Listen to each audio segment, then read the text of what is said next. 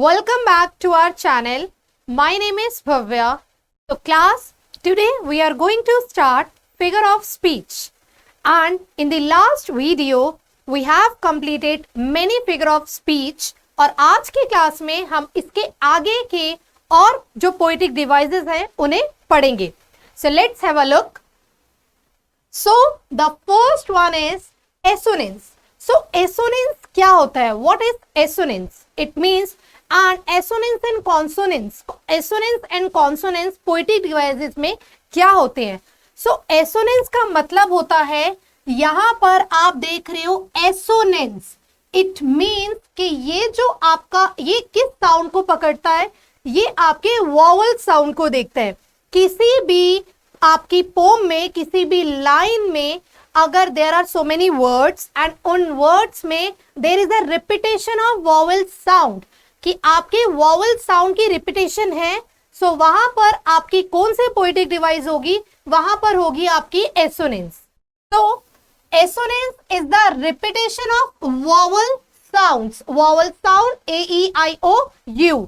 तो अगर आपकी किसी भी एक लाइन में आपकी जो पोम दी हुई है उसकी फर्स्ट लाइन में भी, सेकेंड वन में भी, थर्ड वन, तो उसमें आप देख रहे हो एक लाइन में वॉवल साउंड रिपीट हो रहे हैं मेनी टाइम्स, और you can say 3 to 4 times. तो वहां पर आपकी जो पोएटिक डिवाइस होगी वो होगी आपकी assonance.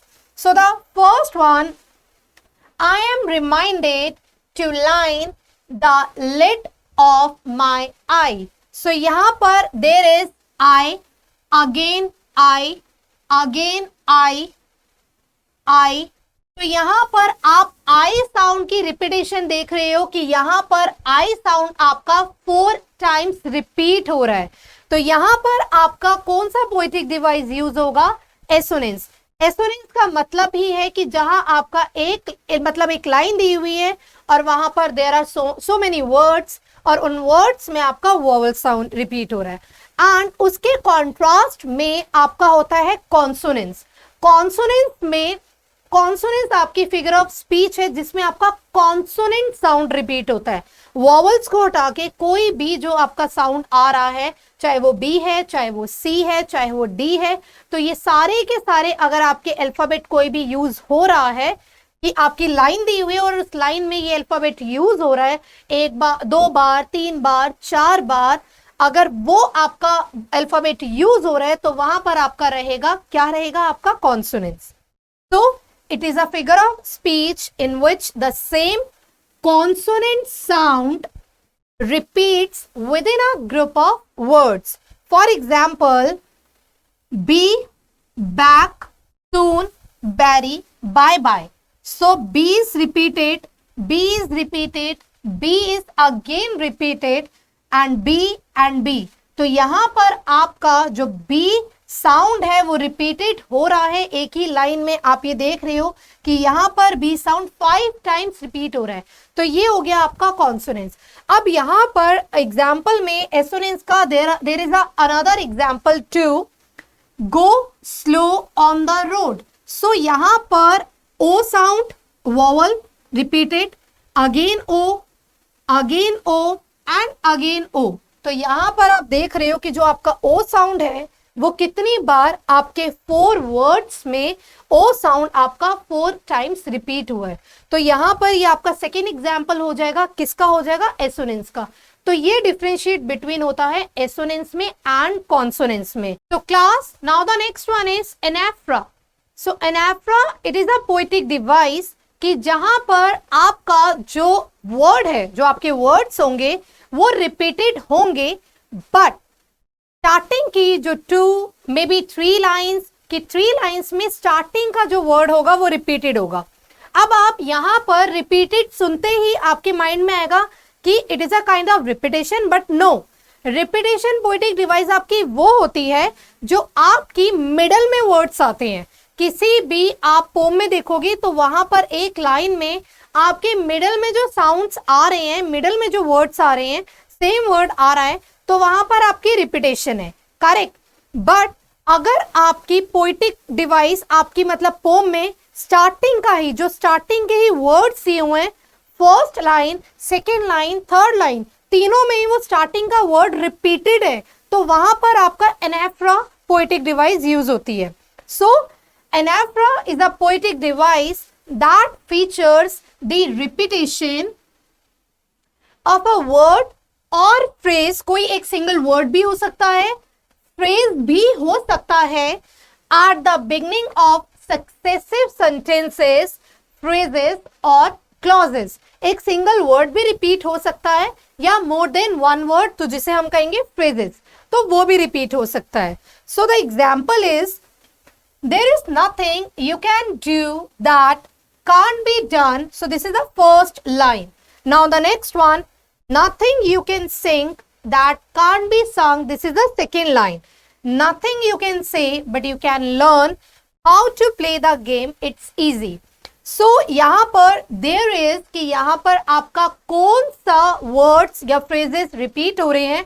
So nothing you can in the first line, nothing you can in the second line, nothing you can in the third line. So this is a kind of phrase जो आपका repeat हो रहा है. कहाँ पर repeat हो रहा है? ये आपकी स्टार्टिंग में ही रिपीट हो रहा है, स्टार्टिंग में ही यहाँ पर रिपीटेशन आ रही है, तो ये आपकी पोएटिक डिवाइस हो जाएगी एनाफ्रा. अगर यहाँ पर आपके स्टार्टिंग में सिर्फ नथिंग दिया होता कि नथिंग नथिंग नथिंग, वहां पर भी आपका एनाफ्रा रहता. बट अगर आपका मिडल में होगा, मिडल में आपकी रिपीटेशन है, तो वहां पर हम पोएटिक डिवाइस रिपीटेशन ही यूज करेंगे. तो class the next poetic device is transferred epithet. So transferred epithet ये कौन सी आपकी पोएटिक डिवाइस होती है? ये आपकी एक ऐसी पोएटिक डिवाइस है जो किसी के बारे में उसकी क्वालिटी को डिस्क्राइब करते हैं. मतलब किसी पर्सन की या किसी थिंग की या किसी एनिमल की. तो यहाँ से आपको कुछ क्लिक कर रहा होगा कि पर्सन की क्वालिटी बताना या किसी थिंग की क्वालिटी बताना, तो उसे हमने पढ़ा हुआ है ग्रामर में, उसे बोलते हैं एडजेक्टिव. तो एडजेक्टिव्स क्या होते हैं? जो किसी भी क्वालिटी को, विशेषता बतानी, किसी भी चीज के बारे में, किसी भी चीज को बताना कि वो कैसी है. तो ट्रांसफर एपिथेट आपकी वही पोएटिक डिवाइस है जो आपकी आगे की जो भी आप पर्सन या थिंग को यूज कर रहे हो उसकी क्वालिटी को बताते हैं. तो an epithet is a word or phrase which describe the main quality of someone or something.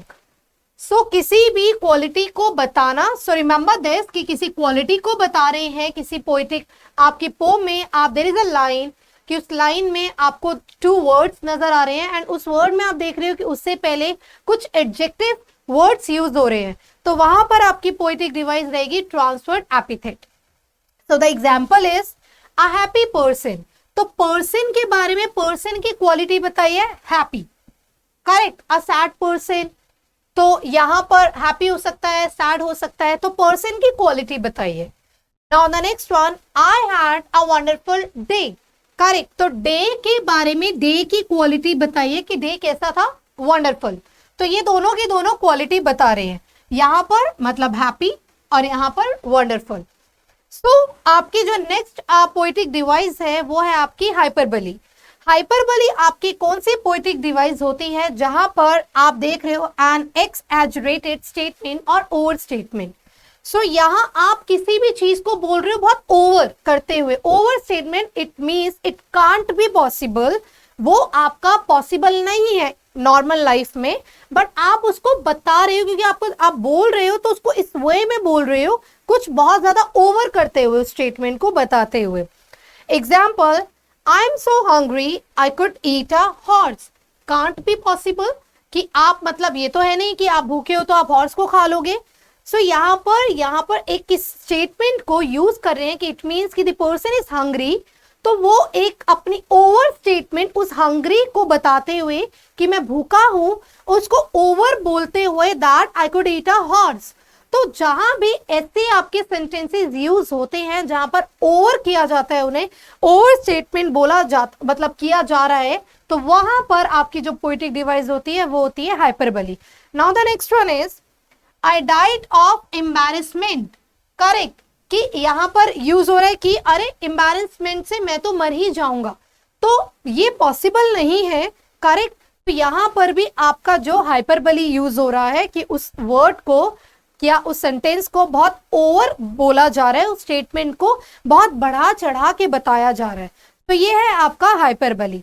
So class, आज की क्लास में हमने 4 पोएटिक डिवाइसेस हमारे कंप्लीट किए हैं, assonance, consonance, transfer, epithet and 5 poetic devices and anaphora and hyperbole. तो class remember this कि आप अगर पोएटिक डिवाइसेस के लिए सबसे पहले फर्स्ट ऑफ ऑल आप ये ध्यान रखो कि किस पोएटिक डिवाइस में क्या हिंट्स या क्या क्लूज दिए जा रहे हैं, तो तभी आप उसको फाइंड आउट कर पाओगे। नहीं तो आपको पोम आपकी बिल्कुल ऐसे लगेगी हाँ ठीक है कि यहाँ पर तो कुछ ऐसा है ही नहीं, लेकिन हर एक लाइन में कहीं ना कहीं कोई भी पोएटिक डिवाइस आपका यूज होता है, तभी वो पोम कंप्लीट होती है। तो ये आज की क्लास के थे ये 5 पोएटिक डिवाइसेस। सो आगे की क्लास में हम करेंगे जो मेन और भी पोएटिक डिवाइसेस है। Thank you.